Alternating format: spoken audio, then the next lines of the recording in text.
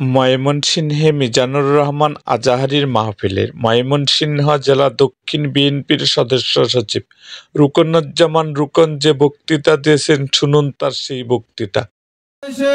শুভেচ্ছা বক্তব্য নিয়ে আসছেন বাংলাদেশ জাতীয়তাবাদী দল বিএনপি ময়মনসিংহ দক্ষিণ জেলার সংগ্রামী সদস্য সচিব, রাজপথে লড়াকু সৈনিক জনাব রুকনুজ্জামান সরকার।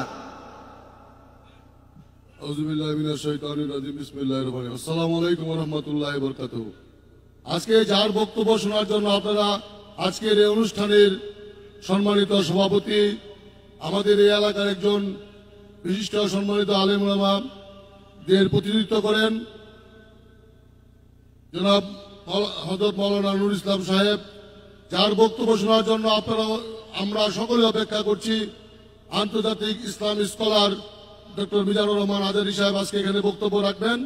আমরা বক্তব্য শুধু ময়মনসিংহে ওনার আগমন উপলক্ষে ময়মনসিংহ দক্ষিণ জেলা বিএনপির পক্ষ থেকে আজকের এই অনুষ্ঠানে যারা আয়োজন করেছেন, আমরা সবাই তাদেরকে ধন্যবাদ জানাই, ওনাদেরকে এই ময়মনসিংহে স্বাগতম জানাই।